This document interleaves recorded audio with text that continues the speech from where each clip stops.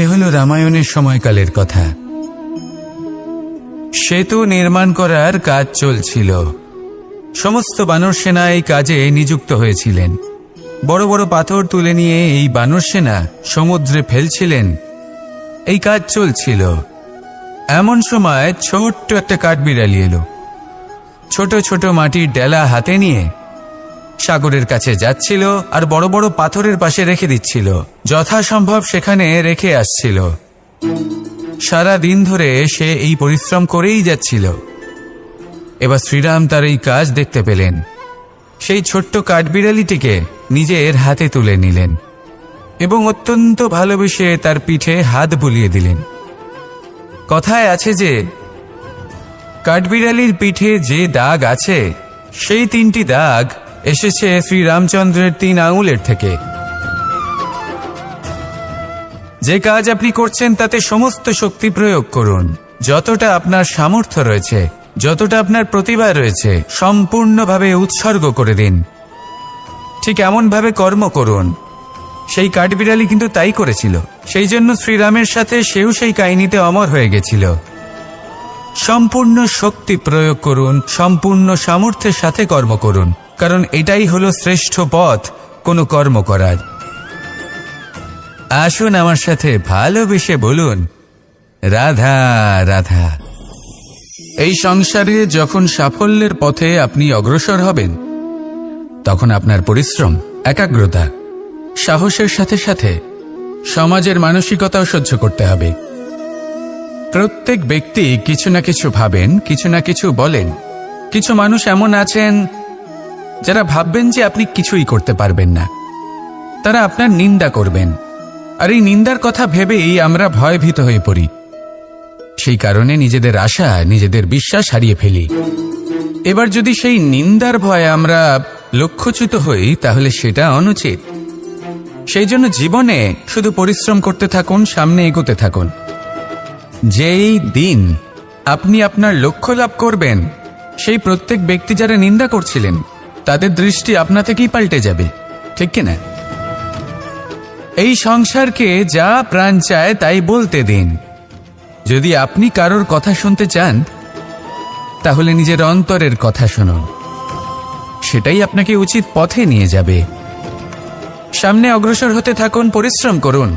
এমন একটা দিন আসবে যেদিন এই নিন্দুক ব্যক্তিরা আপনার লক্ষ্য প্রাপ্তির উদাহরণ সবাইকে দেবে। আসুন আমার সাথে ভালোবেসে বলুন, রাধা রাধা। মানুষ সুখী জীবনযাপনের প্রতি এতটাই অভ্যস্ত হয়ে পড়ে যে একটা ছোট্ট সমস্যা এলেই সে সবার থেকে সাহায্য চাইতে শুরু করে দেয়। সে সাহায্য লাভও করে এবং সেই সংকট থেকে সে বেরিয়েও আসে। কিন্তু এই সাহায্য কিছু মুহূর্তের, আর কিছু মুহূর্তের হলো এই দুঃখ। এই 2 মুহূর্তের সাহায্যের জন্য আজীবন আপনি তার কাছে ঋণী হয়ে থাকেন। আর মানবিকতার খাতিরে আপনার মনে কৃতজ্ঞতা জেগে ওঠে। আর সেই কৃতজ্ঞতা বোধ হলো যে আপনি কখনো সেই ব্যক্তিকে ছাপিয়ে যেতেই পারবেন না।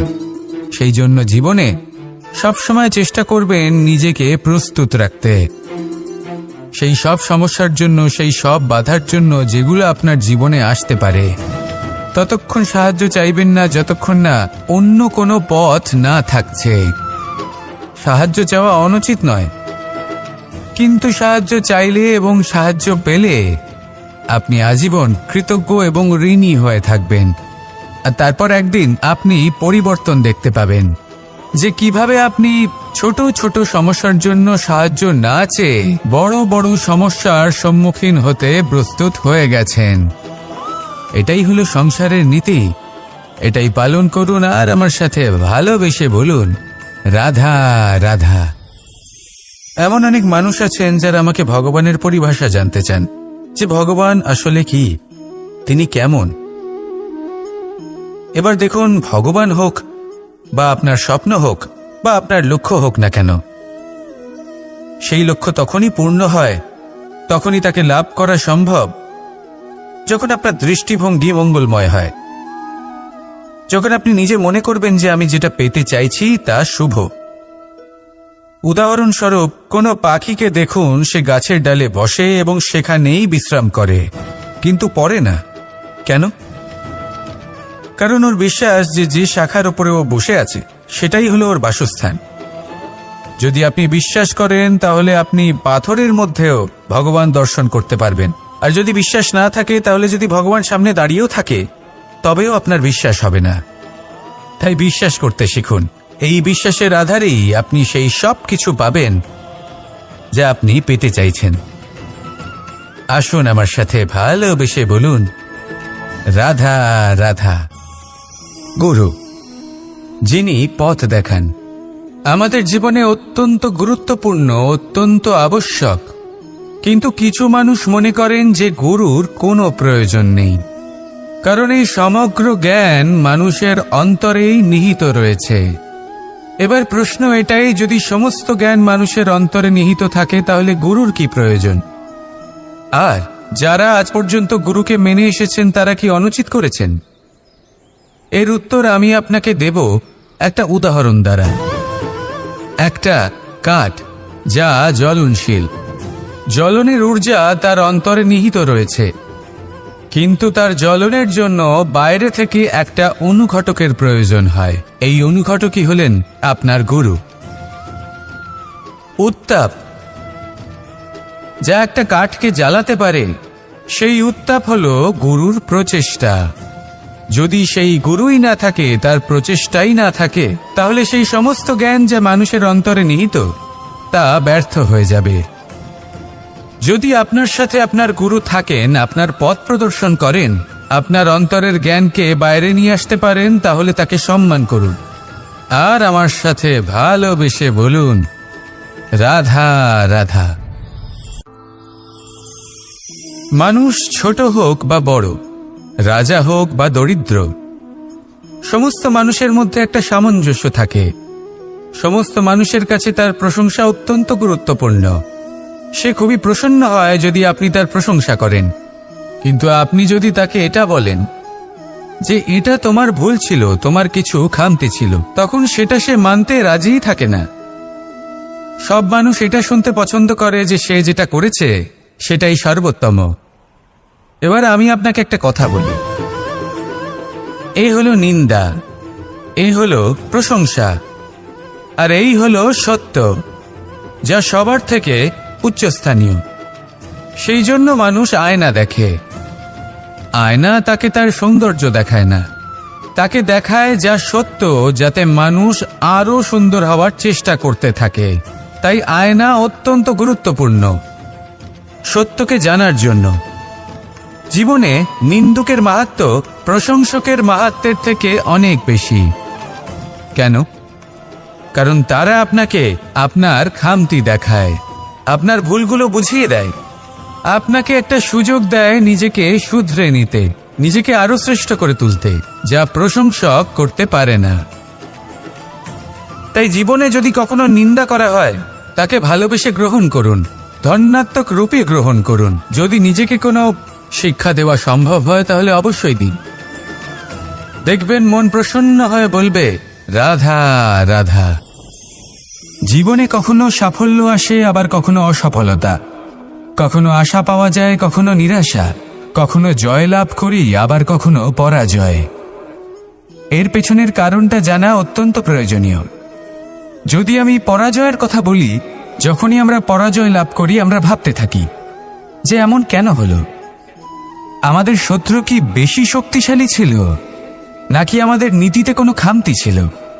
এই সমস্ত কারণের পেছনে খুব বড় একটা কারণ থাকে, আর সেই কারণ আমাদের অন্তরে সুপ্ত থাকে। ধরে নিন একটা পথ, তাতে আপনি চলছেন, সেই পথ কাঁটায় পরিপূর্ণ, কিন্তু আপনি পাদুকা পরে রয়েছেন, আর আপনি হেঁটে সামনে এগিয়ে যান। এবার এমন একটা পথ এলো যা পুষ্পে ঢাকা, আর আপনি পাদুকা পরে রয়েছেন, কিন্তু আপনার পাদুকাতে একটা পাথর আটকে গেল। তখন দু পা হাঁটাও খুব কঠিন হয়ে পড়ে। এই সংসারের যে কোনো শক্তি আপনাকে পরাস্ত করার পূর্বে আপনি জানেন কে আপনাকে পরাস্ত করতে পারে? আপনার অন্তরের দুর্বলতা, আপনার অন্তরের সেই সুপ্ত শত্রু। আর সেই জন্য ইতিবাচক মনোভাব গুরুত্বপূর্ণ হয়ে পড়ে। ভালো মানুষদের সাথে থাকুন, সৎসঙ্গে থাকুন, বন্ধুত্ব করুন, ভালোবাসুন। এই ভালোবাসা এত শক্তিশালী এক অস্ত্র যাকে ব্রহ্মাস্ত্র পরাস্ত করতে পারে না। এই সমস্যারূপী পাথর কিছুই নয়। আসুন আমার সাথে ভালোবেসে বলুন, রাধা রাধা। মানুষের দুটো রূপ রয়েছে। এক, আমাদের এই মুখ যা শুধুই চোখে দেখা যায়, আর দ্বিতীয় আমাদের এই মন যা শুধুমাত্র অন্তরাত্মা দ্বারা দেখা যায়। এবার আমাদের এই মুখ তা ঈশ্বর সকলকেই আগে থেকেই প্রদান করেছেন, কিন্তু এই মন কেমন হবে তা আমাদের জীবনের অনুভূতি এবং আমাদের জীবনের লক্ষ্য এগুলি সুনিশ্চিত করে। অর্থাৎ নেত্র দিয়ে দেখা যায় আমাদের এই মুখ, তা শুধুই এই কারণে প্রয়োজন যাতে সংসার আমাদের দেখতে পায়, আমাদের চিনতে পারে। কিন্তু যদি এই সংসারে আপনি প্রকৃত অর্থে মান সম্মান লাভ করতে চান, তাহলে নিজের অন্তরাত্মাকে আপনাকে বিকশিত করতেই হবে। দেখুন, কথায় আছে এই যে অসুর, তা শারীরিকভাবে উপস্থিত নয়, তা মনের মধ্যে থাকে। যদি এই মন থেকে অসুরকে বের করে দেওয়া যায়, তাহলে শরীরে তা উপস্থিত থাকবেই না। তাই মনকে শুদ্ধ করুন আর আমার সাথে ভালোবেসে বলুন, রাধা রাধা। মানুষ যখনই একে অপরের সামনে নিজেদের হৃদয়ের ভাবনা প্রকাশ করে, তখন এক অত্যন্ত প্রভাবশালী মাধ্যম তারা ব্যবহার করে, যাকে ভাষা বলা হয়। এবার আমি দেখেছি যে একজন মানুষ অনেকগুলো ভাষাতেই নিপুণ। আমি এটাও দেখেছি যে মানুষ অনেকগুলো ভাষায় কথা বলে, কখনো কখনো অনেক ভাষা মিলিত করে তার প্রয়োগ করে, উচিত প্রকারে তাকে ব্যবহার করে না, না সেটাকে সম্মান করে, আর না ভাষাকে শুদ্ধ রাখে। আর এটা হলো অনুচিত। যদি ভাষাকে শুদ্ধ রাখেন, তাহলে ভাষা আপনার চরিত্রকে শুদ্ধ রাখবে, তা আপনার একাগ্রতা বাড়িয়ে তুলবে। এই প্রত্যেক ধ্বনিকে অনুভব করে যদি আপনি শব্দের উচ্চারণ করেন, ভাষাকে প্রয়োগ করেন, তাহলে আপনিও আনন্দ পাবেন, আর যিনি শুনছেন সেই ব্যক্তির কানেও মধুর শব্দ বাজবে। তাই মনে রাখবেন, যে ব্যক্তি ভাষার পবিত্রতাকে সম্মান করে, তাকে সংসারও সম্মান করে। ভাষাকে শুদ্ধ এবং পবিত্র রাখুন, তাহলে ভাষা আপনার চরিত্রকেও শুদ্ধ এবং পবিত্র রাখবে। আর এই মন সুপ্রসন্ন হয়ে বলবে, রাধা রাধা। असतो मा सद्गमय, तमसो मा ज्योतिर्गमय, মৃত্যুর্মা মৃতঙ্গময়। জ্ঞান সেটাই যা অসত্য থেকে সত্যের পথে চালিত করে। প্রকাশ সেটাই যা অন্ধকার থেকে আলোর পথে নিয়ে আসে। জীবন সেটাই যা মৃত্যু থেকে অমরত্বের পথে নিয়ে যায়। এবার এই তিনটে, জ্ঞান, জীবন এবং প্রকাশ, একই রকম। শূন্য থেকে এর উৎপত্তি হয় এবং আস্তে আস্তে আপনার জীবনে বিস্তার লাভ করে। এবার আমরা এটাই ভাবি যে কেমন করে এই তিনটিকে আগলে রাখা যায়। এর উত্তর হলো, এদের আগলে রাখার প্রয়োজনই নেই, ভাগ করে দিতে হবে। কোনো বৃক্ষকেই দেখে নিন, একটি বৃক্ষ অনেক বছর ধরে বেঁচে থাকে। কেন? কারণ সে ভাগ করে দিতে জানে। সে নিজের বীজ ছড়িয়ে দেয়, এই ধরিত্রীতে দেয়, সেই বীজ যা অঙ্কুরিত হয়ে এক নতুন বৃক্ষকে জন্ম দেয়। শুধু ছড়িয়ে দিয়ে একটি বৃক্ষ জীবন দান করতে পারে। যদি কোনো ব্যক্তি জ্ঞান ছড়াতে শিখে যান, যদি প্রকাশ, আলোর কিরণ ছড়িয়ে দিতে শিখে যায়, কোনো ব্যক্তি তার জীবনের সুখ ছড়িয়ে দিতে শিখে যান, তাহলে তিনি মৃত্যুর পরও মৃত হন না। এই ভাগ করে দেওয়ার সুখটাই কিছুটা আলাদা। এই সুখ অনুভব করুন আর আমার সাথে ভালোবেসে বলুন, রাধা রাধা। আপনি কখনো কোনো সরোবরের দিকে তাকান, যার জল হলো শান্ত, স্থির। আপনি স্পষ্ট দেখতে পাবেন সেই সরোবরের তলদেশে কি রয়েছে। তাতে সাঁতরে বেড়াচ্ছে সুন্দর মাছ, চকচকে কিছু পাথর, স্বর্ণরূপী বালি, সবই আপনি দেখতে পাবেন। কিন্তু যখনই আপনি একটা ছোট্ট পাথর তুলে সেই জলে ছুঁড়ে ফেলবেন, তখন সেই জল বিচলিত হবে আর সেই স্পষ্টতা ন্যূনতম হয়ে যাবে। তারপর কিছুই স্পষ্টভাবে দেখা যাবে না। এই ঘটনা মানুষের সাথেও ঘটে। মানুষ যদি বিচলিত হয়ে পড়ে, তখন সে বুঝতে পারে না যে বর্তমানে কি হয়ে চলেছে আর ভবিষ্যতে কি করা উচিত। কিন্তু সেই মানুষ যদি শান্ত থাকেন, স্থির থাকেন, ধন্যাত্মক থাকেন, তাহলে নিশ্চিত রূপেই বুঝতে পারবেন যে বর্তমানে কি করতে হবে আর ভবিষ্যতে কি করতে হবে। তাই নিজের মধ্যে সেই স্থিরতা আনুন, সেই ধৈর্য ধরুন, নিজেকে শান্ত রাখুন আর সবার মধ্যে ভালোবাসা ছড়িয়ে দিন।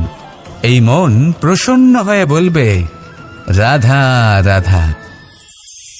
সম্পর্ক এ হলো এক বন্ধন যা আমাদের এক সূত্রে বেঁধে রাখে। কিন্তু এমন কিছু ব্যক্তি থাকেন যারা এই সম্পর্কের বিষয়ে নিজস্ব একটা ধারণা করে ফেলেন যে সম্পর্ক এরকম হওয়া উচিত, সম্পর্ক সেরকম হওয়া উচিত। আমি এই সম্পর্কের জন্য কত কিছু করেছি এই ব্যাখ্যা করতে থাকেন আর তার বদলে অনেক কিছু প্রত্যাশাও করেন। কিন্তু সত্য হলো এটাই যে সব সম্পর্ক একরকমের হয় না, কিন্তু প্রত্যেক সম্পর্কের একটা বিশেষত্ব থাকে। যেমন চোখ আর নাকের এই সম্পর্ককেই দেখুন। চোখের সব থেকে কাছে কি আছে? নাক আছে।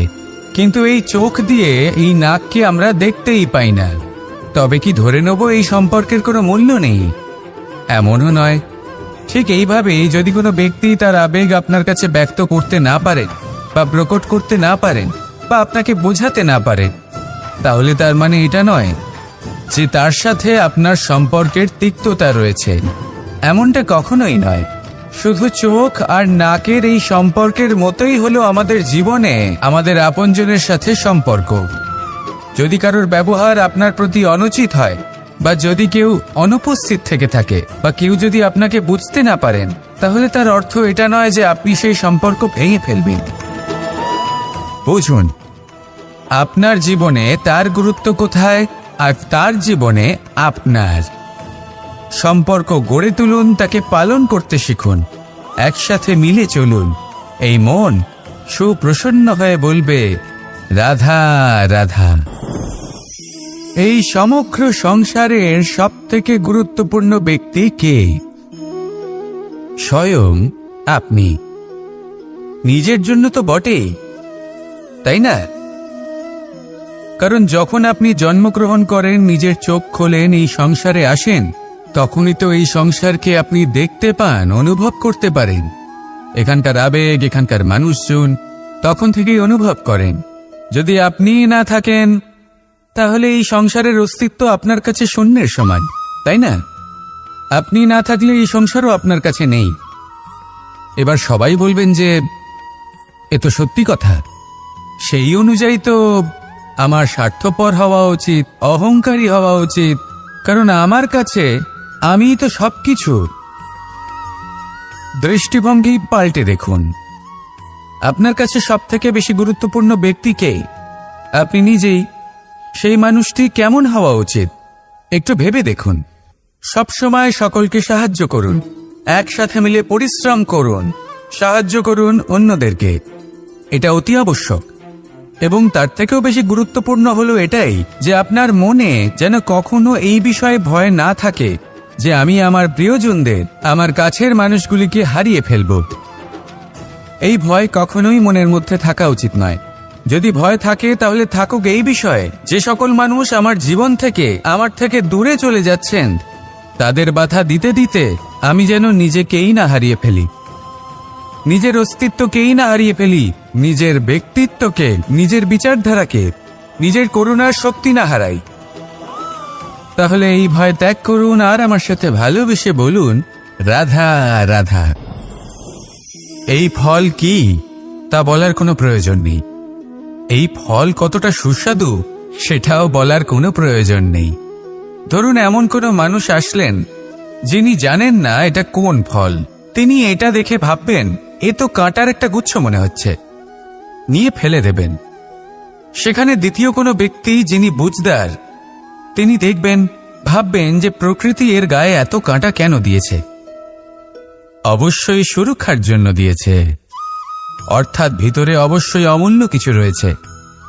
সেই ধরনের ব্যক্তি এই ফলের অন্তরে প্রবেশ করেন এবং এই ফলের আনন্দ উপভোগ করেন। এরকমই কিছুটা আমাদের সংসারেও আমরা দেখতে পাই। প্রত্যেকদিন আমরা নতুন নতুন মানুষের সাথে পরিচিত হই। এমন কিছু ব্যক্তি থাকেন যাদের সাথে প্রথম আলাপের পর আমাদের এটা মনে হয় যে এই ব্যক্তিকে দেখে একটু রাগী ব্যক্তি মনে হচ্ছে, বড়ই অহংকারী বোধ হচ্ছে, উদ্ধত মনে হচ্ছে। বেশিরভাগ মানুষ প্রথম আলাপের পরে তাদের সাথে দূরত্ব বজায় রাখবেন, কিন্তু যিনি বুঝদার ব্যক্তি তিনি ভাববেন যে এই ব্যক্তি এমন কেন করছেন। হয়তো সুরক্ষার খাতিরে এই ব্যক্তি নিজেকে এরকম করে তুলেছেন যাতে অন্য কোনো ব্যক্তি এসে ওনার সময় নষ্ট না করেন, ওনার আবেগের সাথে ছলনা না করেন, খেলা না করেন। হয়তো অতীতে এমন কোনো ঘটনা ঘটেছে যার জন্য এই ব্যক্তি কিছুটা এরকম হয়ে গেছেন। এমনই একজন ব্যক্তি সেই ব্যক্তির মনের গভীর পর্যন্ত পৌঁছতে পারেন আর সেখান থেকে শুভ গুণগুলিকে বাইরে বের করে আনতে পারেন। এরকমই ব্যক্তি হয়ে উঠুন, এমন বুঝদার ব্যক্তি হয়ে উঠুন যিনি সামনের ব্যক্তির খারাপ গুণগুলিকে অবহেলা করে হৃদয়ের অন্তঃস্থল থেকে শুভ গুণগুলিকে প্রকাশিত করে এবং সেই ব্যক্তিকে দেখাতে পারে। এমন ব্যক্তি হয়ে উঠুন যিনি নিজের জীবনকেও সফল করে তোলেন এবং অন্যের জীবনকেও। আসুন আমার সাথে ভালোবেসে বলুন, রাধা রাধা। আমি জীবনে অনেক ভালো মানুষের সংস্পর্শে এসেছি। এমন ব্যক্তি যিনি আজীবন জ্ঞান লাভ করে থাকেন, পড়তেই থাকেন, পড়তেই থাকেন, জ্ঞান অর্জন করতেই থাকেন, অত্যাধিক জ্ঞান অর্জন করতে থাকেন। কিন্তু এইটুকুই কি যথেষ্ট? ধরে নিন কোনো ব্যক্তি শিল্পকলার বিষয়ে অনেক বই পড়ে ফেলেছেন, কিন্তু কখনো শিল্পকর্মই করেননি। তাহলে সেই জ্ঞানের কি লাভ? কোনো লাভ নেই। এবার এটাই আমাদের জীবনে শেখা প্রয়োজন। আমরা জ্ঞান অর্জন করি কিন্তু তা যাপন করি না, তা কর্মজীবনে প্রয়োগ করি না। তাহলে এতে কি লাভ হবে? জ্ঞান আছেই সেই জন্য যাতে আমরা জীবনকে আরো শ্রেষ্ঠ করে তোলার জন্য তাকে প্রয়োগ করি। এই জ্ঞান এবং কর্মের একসাথে পথ চলাটাই আবশ্যক। তবেই এই জ্ঞান অভিজ্ঞতায় পরিণত হবে। আর অভিজ্ঞতা দ্বারা যে জ্ঞান লাভ হয় সেটাই সবথেকে বেশি গুরুত্বপূর্ণ, সেটাই হলো সবথেকে বেশি লাভদায়ক। সেই জন্য শুধু জ্ঞান অর্জন করবেন না, তাকে প্রয়োগ করুন, তাকে কর্মজীবনে প্রয়োগ করুন, জীবনকে আরো শ্রেষ্ঠ করে তুলুন। আর আমার সাথে ভালোবেসে বলুন, রাধা রাধা। এটা হলো একটা সাদা পাতা। এবার এতে আমি যাই লিখব সেটাই এর অস্তিত্ব হবে। এতে আমি প্রেমের কিছু কথা লিখে একে প্রেমপত্র বানিয়ে তুলতে পারি। মাতা পিতার জন্য একটা শুভ সংবাদ লিখতে পারি। শত্রুর বিষয়ে সতর্ক করব বলে সেনাকে একটা সংবাদ লিখতে পারি। দ্বারকাবাসীর জন্য কোনো সংবাদ পাঠাতে পারি। যাই লিখব এই পত্র সেটাই হয়ে উঠবে। সেই রকমই হলো আমাদের জীবন। আমরা যেমন কর্ম আমরা করব, আমাদের অস্তিত্ব এবং ব্যক্তিত্ব ঠিক তেমনই হয়ে উঠবে। যদি আপনি একটা অসাধারণ, উজ্জ্বল এবং সম্মানজনক জীবনযাপন করতে চান, তাহলে তার একটা রহস্য আপনাকে বলি। যেমন কথন হবে, কর্ম তেমন হবে।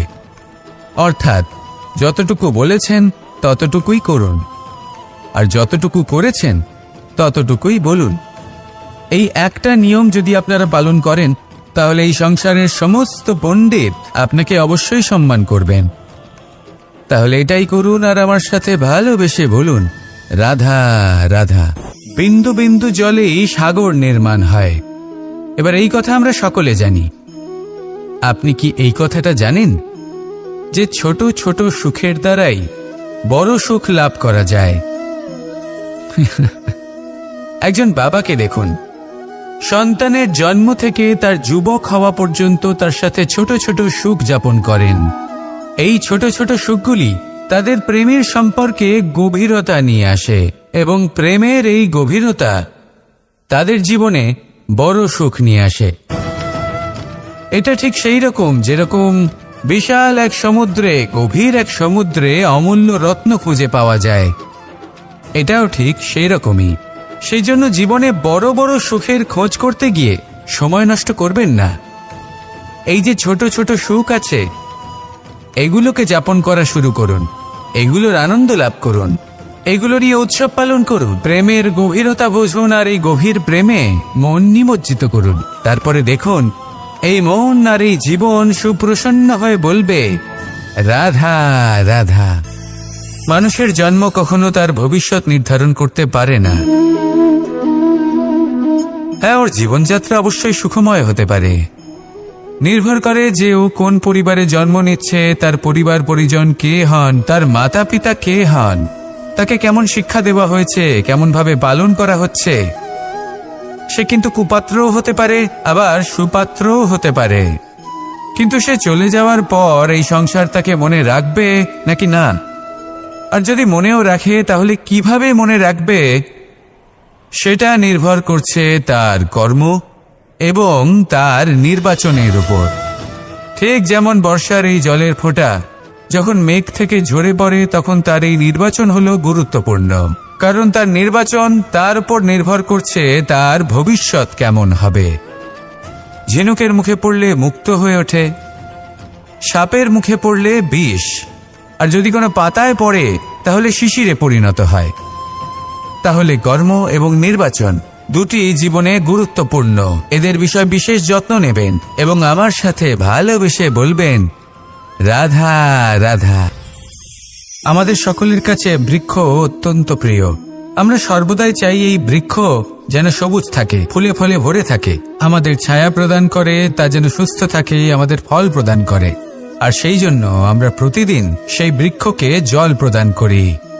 কিন্তু কখনো ভেবে দেখেছেন যে জল তো আমরা বৃক্ষের গোড়ায় দিই, তারপরেও এই জল সেই বৃক্ষের প্রত্যেকটি পাতায় ঠিক পৌঁছে যায়? এটা কিভাবে সম্ভব? কিছুটা এরকমই হলো আমাদের কর্ম।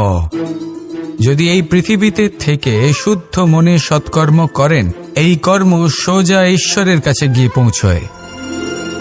যদি শ্রদ্ধা ভাব নিয়ে সমর্পিত হয়ে শুদ্ধ চিত্তে আপনি কাউকে সেবা করেন, তা সে মাতা পিতাই হোক, পরিবার হোক, গুরু হোক, পশুপক্ষী হোক বা সমাজ হোক, তাহলে সেটা সোজা ঈশ্বরের চরণে সমর্পিত হয়। সবসময় শুদ্ধ চিত্তে সমর্পিত হয়ে এবং মনে শ্রদ্ধা ভাব নিয়ে কর্ম করুন। ঈশ্বর নিজে থেকেই এর ফল আপনাকে প্রদান করবেন। আসুন আমার সাথে ভালোবেসে বলুন, রাধা রাধা। ইচ্ছে এবং চেষ্টা এই দুই মানুষের মধ্যে আছে, কিন্তু এই দুইয়ের মধ্যে সামঞ্জস্য থাকা খুব প্রয়োজন। আপনার যা ইচ্ছে সেটা পূর্ণ করার জন্য চেষ্টার প্রয়োজন তো অবশ্যই। আপনি যে স্বপ্ন দেখেন সেটা পূর্ণ করার জন্য নিদ্রা ত্যাগ করে চেষ্টা করা অত্যন্ত প্রয়োজনীয়, নয়তো এই স্বপ্ন কখনোই পূর্ণ হবে না। যদি আপনি কোনো প্রশ্নের উত্তর চান তাহলেও আপনাকে চেষ্টা করতেই হবে। জীবনে যদি সামনে এগোতে হয় তাহলে পাকে কষ্ট দিয়ে সামনে এগোতে হবে, চেষ্টা অবশ্যই করতে হবে। যদি আপনি চেষ্টা না করেন, পরিশ্রম না করেন, তাহলে এই সংসার আপনাকে পেছনে ফেলে সামনে এগিয়ে যাবে। নিজের ইচ্ছেগুলিকে মন থেকে বাস্তবে আনুন আর চেষ্টার দ্বারা তাকে সার্থক করুন। এই মন প্রসন্ন হয়ে বলবে, রাধা রাধা।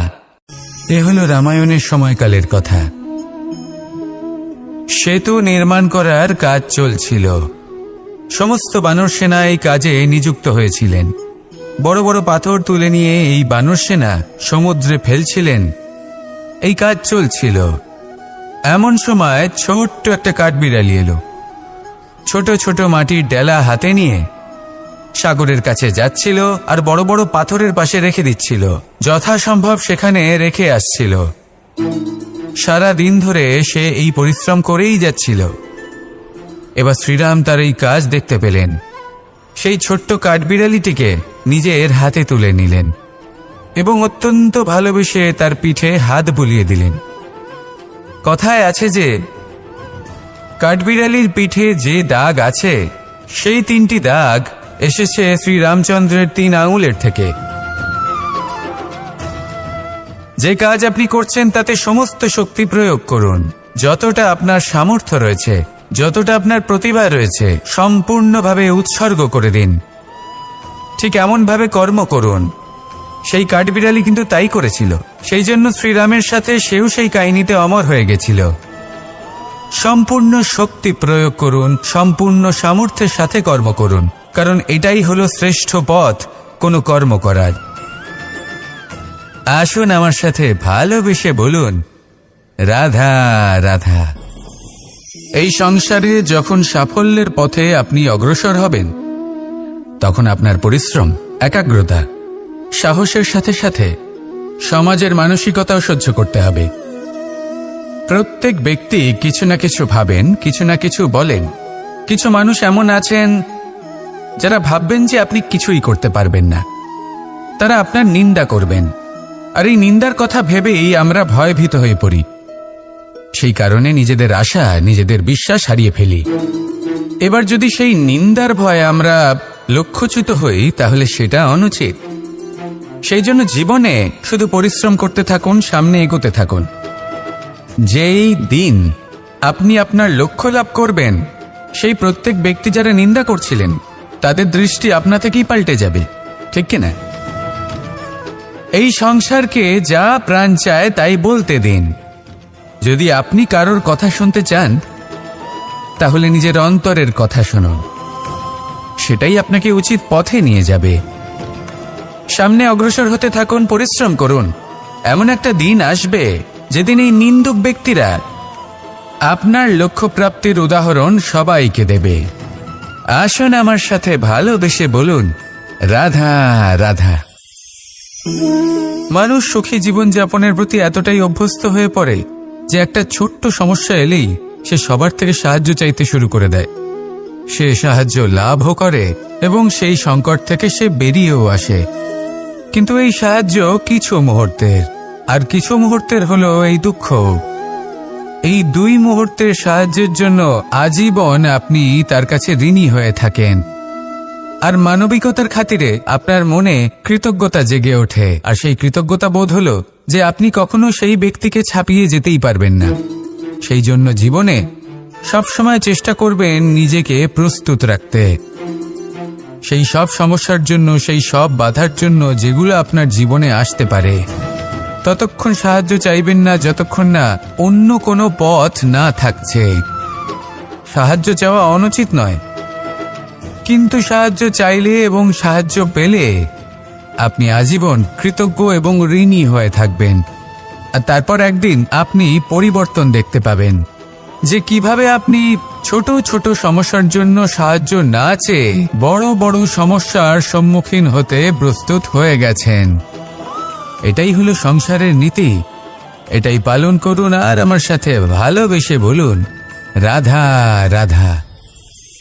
এমন অনেক মানুষ আছেন যারা আমাকে ভগবানের পরিভাষা জানতে চান, যে ভগবান আসলে কি, তিনি কেমন। এবার দেখুন, ভগবান হোক বা আপনার স্বপ্ন হোক বা আপনার লক্ষ্য হোক না কেন, সেই লক্ষ্য তখনই পূর্ণ হয়, তখনই তাকে লাভ করা সম্ভব যখন আপনার দৃষ্টিভঙ্গি মঙ্গলময় হয়।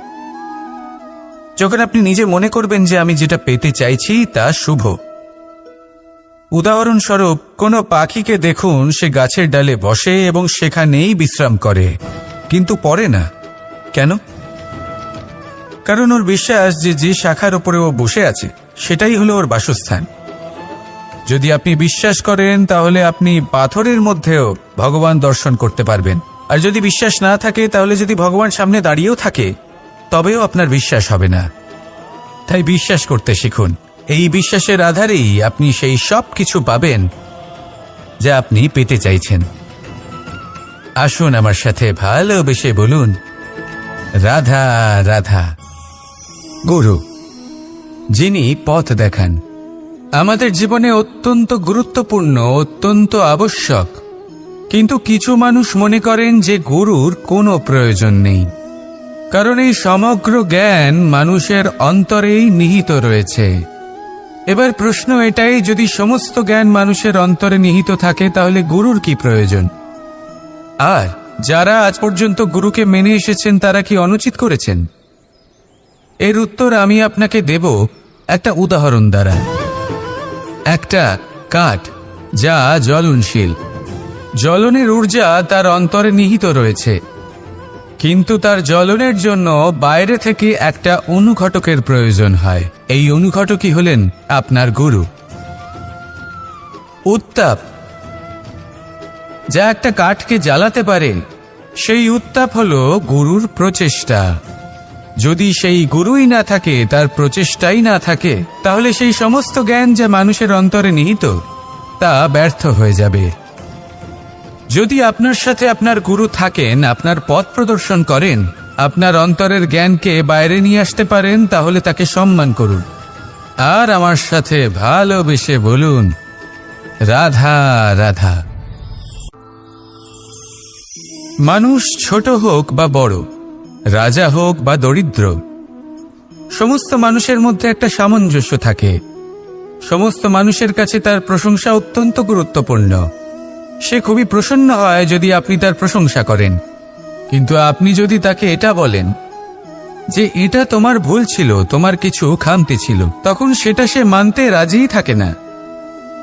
সব মানুষ এটা শুনতে পছন্দ করে যে সে যেটা করেছে সেটাই সর্বোত্তম।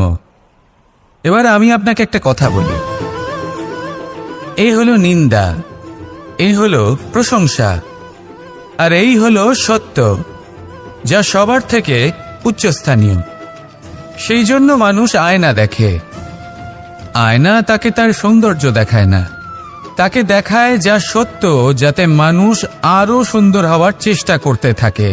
তাই আয়না অত্যন্ত গুরুত্বপূর্ণ সত্যকে জানার জন্য। জীবনে নিন্দুকের মাহাত্ম্য প্রশংসকের মাহাত্ম্যের থেকে অনেক বেশি। কেন? কারণ তারা আপনাকে আপনার খামতি দেখায়, আপনার ভুলগুলো বুঝিয়ে দেয়, আপনাকে একটা সুযোগ দেয় নিজেকে শুধরে নিতে, নিজেকে আরো শ্রেষ্ঠ করে তুলতে, যা প্রশংসক করতে পারে না। তাই জীবনে যদি কখনো নিন্দা করা হয়, তাকে ভালোবেসে গ্রহণ করুন, ধন্যাত্মক রূপে গ্রহণ করুন। যদি নিজেকে কোনো শিক্ষা দেওয়া সম্ভব হয় তাহলে অবশ্যই দিন। দেখবেন মন প্রসন্ন হয়ে বলবে, রাধা রাধা। জীবনে কখনো সাফল্য আসে, আবার কখনো অসফলতা, কখনো আশা পাওয়া যায়, কখনো নিরাশা, কখনো জয় লাভ করি, আবার কখনো পরাজয়। এর পেছনের কারণটা জানা অত্যন্ত প্রয়োজনীয়। যদি আমি পরাজয়ের কথা বলি, যখনই আমরা পরাজয় লাভ করি আমরা ভাবতে থাকি যে এমন কেন হলো? আমাদের শত্রু কি বেশি শক্তিশালী ছিল, নাকি আমাদের নীতিতে কোনো খামতি ছিল? এই সমস্ত কারণের পেছনে খুব বড় একটা কারণ থাকে, আর সেই কারণ আমাদের অন্তরে সুপ্ত থাকে। ধরে নিন একটা পথ, তাতে আপনি চলছেন, সেই পথ কাঁটায় পরিপূর্ণ, কিন্তু আপনি পাদুকা পরে রয়েছেন আর আপনি হেঁটে সামনে এগিয়ে যান। এবার এমন একটা পথ এলো যা পুষ্পে ঢাকা, আর আপনি পাদুকা পরে রয়েছেন, কিন্তু আপনার পাদুকাতে একটা পাথর আটকে গেল। তখন দু পা হাঁটাও খুব কঠিন হয়ে পড়ে। এই সংসারের যে কোনো শক্তি আপনাকে পরাস্ত করার পূর্বে আপনি জানেন কে আপনাকে পরাস্ত করতে পারে? আপনার অন্তরের দুর্বলতা, আপনার অন্তরের সেই সুপ্ত শত্রু। আর সেই জন্য ইতিবাচক মনোভাব গুরুত্বপূর্ণ হয়ে পড়ে। ভালো মানুষদের সাথে থাকুন, সৎসঙ্গে থাকুন, বন্ধুত্ব করুন, ভালোবাসুন। এই ভালোবাসা এত শক্তিশালী এক অস্ত্র যাকে ব্রহ্মাস্ত্র পরাস্ত করতে পারে না। এই সমস্যারূপী পাথর কিছুই নয়। আসুন আমার সাথে ভালোবেসে বলুন, রাধা রাধা। মানুষের দুটো রূপ রয়েছে। এক, আমাদের এই মুখ, যা শুধুই চোখে দেখা যায়, আর দ্বিতীয় আমাদের এই মন, যা শুধুমাত্র অন্তরাত্মা দ্বারা দেখা যায়। এবার আমাদের এই মুখ, তা ঈশ্বর সকলকেই আগে থেকেই প্রদান করেছেন, কিন্তু এই মন কেমন হবে তা আমাদের জীবনের অনুভূতি এবং আমাদের জীবনের লক্ষ্য এগুলি সুনিশ্চিত করে। অর্থাৎ নেত্র দিয়ে দেখা যায় আমাদের এই মুখ, তা শুধুই এই কারণে প্রয়োজন যাতে সংসার আমাদের দেখতে পায়, আমাদের চিনতে পারে। কিন্তু যদি এই সংসারে আপনি প্রকৃত অর্থে মান সম্মান লাভ করতে চান, তাহলে নিজের অন্তরাত্মাকে আপনাকে বিকশিত করতেই হবে। দেখুন, কথায় আছে এই যে অসুর, তা শারীরিকভাবে উপস্থিত নয়, তা মনের মধ্যে থাকে। যদি এই মন থেকে অসুরকে বের করে দেওয়া যায়, তাহলে শরীরে তা উপস্থিত থাকবেই না। তাই মনকে শুদ্ধ করুন আর আমার সাথে ভালোবেসে বলুন, রাধা রাধা।